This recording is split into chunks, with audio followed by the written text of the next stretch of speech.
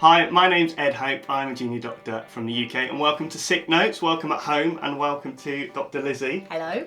Dr. Lizzie is a GP. We worked together on OBS and Gynae. Yeah, last year. Good times? Mixed times. Great working with you. It was good fun, wasn't it? We're gonna solve lots of world problems. Hopefully.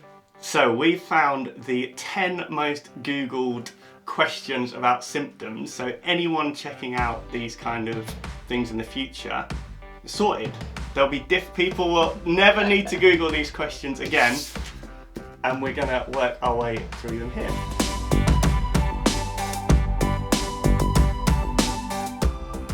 Do you want to go first? Yeah. Okay. And we'll talk about it. Da, da, da. Okay. The most common symptoms of cancer. So, start with a nice easy one. Yeah, it's quite a hard one, isn't it? So that's a bit of a difficult one because there are lots of different types of cancer. Common misconception. People think that it's kind of just this one disease. Why don't we have a cure for cancer? Do you know what I mean? Yeah, because it's so a bit more complicated than that. So I think there are some general symptoms though that might indicate cancer, but they are very general and they sort of happen with lots of things. So I don't want anyone to panic as we go through some of them. Common things are things like feeling tired and run down all the time, sometimes a bit of weight loss. But I think the most important thing, and I say this to a lot of my patients, is that if you ever notice any change in your symptoms, be that bowel habit, be that difficulty swallowing, change in your boobs, change in sort of your bleeding down below if you're a girl, anything like that, that's when you need to come in and see someone like me. Yeah, that's really good. So depending on the cancer, we'll have a different set of symptoms in it. But those kind of general things, it's good to think, how am I now compared to how I was a couple months ago? Exactly. And any kind of major changes like that probably warrant investigating. Definitely. Solved. There we go. Let's go home. I think. The most common symptoms of cervical cancer. So what is the cervix? Oh, that's a question many men ask. Cervix, very simply, only women have it. It is the opening towards the womb, so it's right at the very sort of back of the vagina. Cervical cancer is probably one of the more talked about sort of cancers, and sort of the women cancers are definitely more talked about than the male ones. Most of you might have heard of the cervical cancer screening program, so that is one, in terms of symptoms, we'll come on to that, but we can prevent it or identify early from doing the smears, and you should all ladies get an invite when you turn 25, so make sure you go to your GP. So that's the first thing you can do, is to do that so that you don't get any of the symptoms we're now going to talk about. And also we do immunisation as well, don't we, of the HPV vaccine. So the symptoms, the ones that spring to my mind, are basically bleeding, isn't it? Yeah. So it's bleeding, your periods getting heavier, you're bleeding in between periods, bleeding after sex, any kind of change in the bleeding being the sort of main symptoms, but maybe even change in discharge, maybe even some pain as well. Sometimes you can get a bit of pain on sex, but the main things to worry about is if your bleeding pattern changes. I'm a big fan of the cervix actually, because it kind of protects sits between the vagina and the womb, or the uterus as we call it, and I've got a lot of respect for it, because I never realised that if you go through the vagina into the uterus and then through the fallopian tubes, you actually get into the abdominal cavity. Yeah. So it quite literally protects. It has a bit of mucus in, doesn't it, and allows blood to come down, but when not on the period, it has a little bit of mucus in and actually stops any kind of infection going up. And it's even better because when you have a baby, it does the total opposite. It knows what to do, opens up, and there you go. So you go. Respect for the cervix. Oh, more women things. Most common symptoms of menopause. As a GP, this fills up my clinic at least once or twice a day. In A&E, never.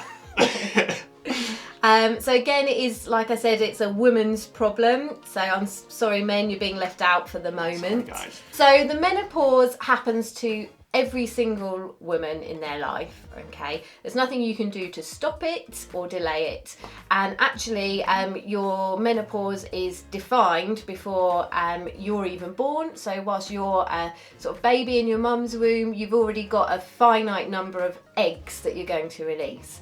And that's what the menopause is. It's when your hormones stop being produced, okay? Things like estrogen and progesterone, and you run out of the eggs that you would produce. So in the menopause, you stop getting those hormones, and that can give you a whole variety of symptoms. This freaks me out that the most amount of eggs you have is before you're born. I know. And then even when you're born, you've lost so many. It's not even just a few. Yeah. That's just crazy. It is quite scary. The main symptom, but it's not really a symptom, it's kind of your periods being irregular and reducing in nature. Not irregular, just reducing in nature, which isn't really, I guess, a symptom. It's more like that's what the menopause is. Dryness down below. Dryness down below. Irritability is one of the things. Night sweats, mood swings, muscle aches and pains. Pretty much anything you name it, the menopause can cause it. But some women don't get any symptoms, and that's important to remember as well. It is a wide spectrum of things that can happen during your menopause. Most common symptoms of HIV. Okay. Man, we're doing all the big hitters. This is for cancer, HIV, that's pretty full on. First of all, I'd say that HIV isn't the kind of death sentence that a lot of people still think, still have those ideas of what it is. I think nowadays, people, if people are medicated, they have the same life expectancy as everyone else. I guess there's two kind of symptoms. So when you first get infected, so most commonly through unprotected sex with someone with HIV, or sharing needles, so any kind of transmission of blood, you get this kind of seroconversion. So you get that within the first couple months, and that's often like a flu-like illness, muscle aches, but not everyone gets that. Then the virus can sort of lay dormant. It's still multiplying, it's still in the system, but it's really when it comes back and you get the symptoms where it's affected the immune system.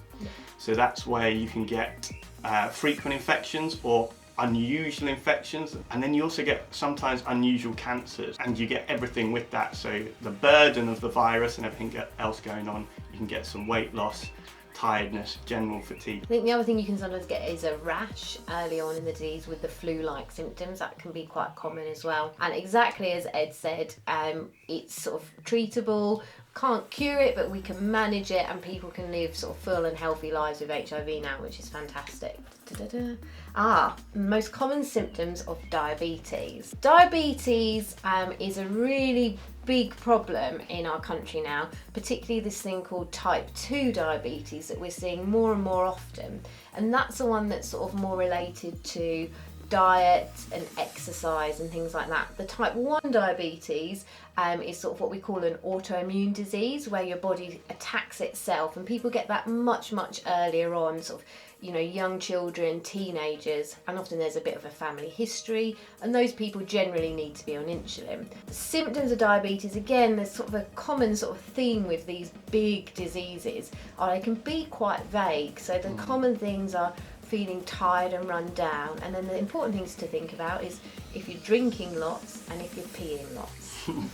Exactly, so diabetes mellitus, I looked this up before, comes from the Greek and Latin, which basically means peeing sugar, and that's because there's so much sugar in your blood that when your glucose in the blood, that when your kidneys get rid of the urine, it normally absorbs the glucose, but it can't absorb all of the glucose. You end up getting glucose in the urine, so then that draws water with it, so you end up peeing out a lot more of your fluid, which makes you more thirsty.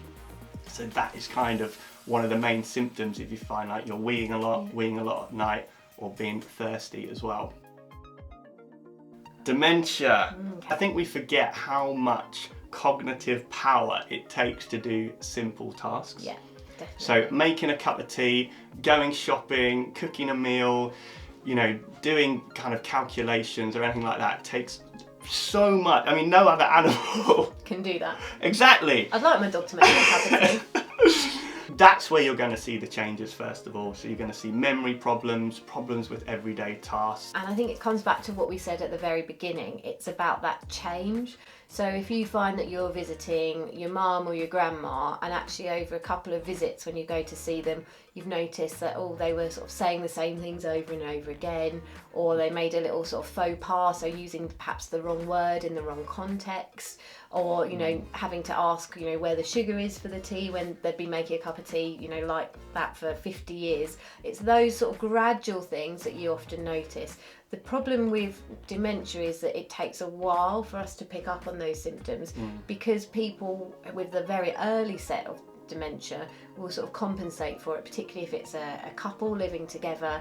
And quite often I find as a GP that if a partner sort of perhaps passes away, then you suddenly are faced with all these problems that someone had been sort of not hiding deliberately, but just been managing elsewhere. And I think with dementia, the other sort of side of it is the sort of mental health side of it, the problems with mood and sometimes personality change as well. A bit of aggressive behaviour. The most common symptoms of lung cancer. Lung cancer is quite a common cancer in this country. Probably the biggest risk factor for lung cancer is a previous history of smoking. Hopefully over time, as less people are smoking, we'll hopefully see less of it. But you can also get lung cancer if you haven't smoked, and things like asbestos exposure and things like that, they also link in with it.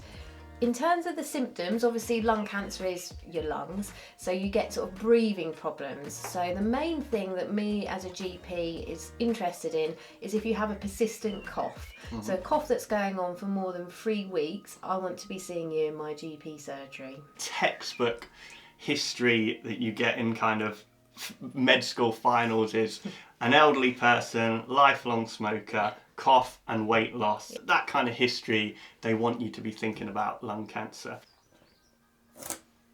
MS, multiple sclerosis. MS is an inflammatory autoimmune condition, so more common in females. Around all your nerves in your central nervous system, you have these kind of fatty insulation that goes around the nerves. Your body can attack this, and means the nerves don't work as well. So the symptoms can be quite varied depending on which nerve has been affected. So you may get visual changes if it's part of the optic nerve, or you may have sort of funny sensations in the arms or legs, so if it's affected a sensory nerve, or it may affect a motor nerve, so you might have some kind of weakness there. I guess because it's inflammatory, you can often get an acute inflammatory response, so fevers, feeling generally unwell with it. I think people worry about it because with any disease really, it's a spectrum. The reason why people are probably Googling this is because there are really extreme cases that can be life-limiting, quite debilitating, associated with lots of other issues, or they could just be kind of one-off cases. It is a real spectrum of disease. I think some of the other symptoms with MS is there's a particular part in your brain called your cerebellum, and that controls your balance, and MS can affect that sort of area of the brain. So sometimes people sort of have been told, they're walking like they're drunk and they haven't had any alcohol, and that can be one sort of sign, so balance problem. And again, you can get sort of what I like to call sort of mind fog, so those sort of cognitive symptoms, so memory sometimes not being there, perhaps getting a few things a little bit confused, because like Ed said, it can affect the whole area, so from your brain right down your spinal cord, so it's quite a broad sort of diagnosis to make, and it's a very difficult diagnosis to make. The most common symptoms of anxiety. Probably how I felt this morning, knowing I was going to be on YouTube later today. That pretty much sums it up, right? They are common symptoms. Everyone's probably felt sort of the fear, the kind of Butterflies in your uneasiness. tummy. Exactly. So how do I know if I just am anxious or if I have an anxiety problem? So I think it's a really important question to ask, and it's going to be quite an individual answer. My sort of feelings about that is everyone is meant to be anxious. It's a normal thing. It's that fight or flight response, the adrenaline rush. But when that anxiety is interfering with your daily life, so if it's stopping you from going to the shops, it's affecting how things are in your relationship or your work, that's when I'm starting to think that the normal anxiety symptoms are actually perhaps a bit more sort of entrenched and is turning into an anxiety disorder.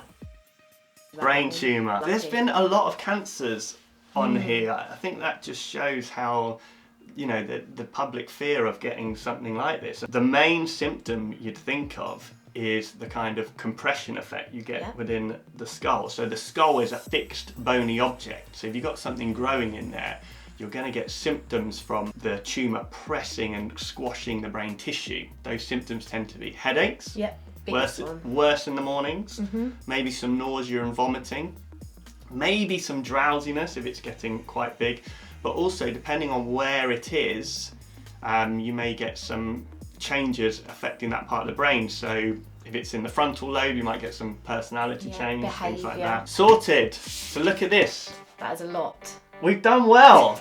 We've now, no one, so if you basically go onto Google next week, no one's going to be Googling this, because it's all sorted. Sorted. Dr. Lizzie, thank you so much. No, thank you for having me. Will you come back again? Yeah, go on. Thank you very much for watching. I hope you enjoyed this and found it a little bit educational and maybe a bit interesting as well. I don't know, I mean, I certainly learned loads, so I'm sure everyone else did. So thank you very much, and please check out some other videos on the channel, and I'll see you soon. Bye. Bye. Nice! You smashed it!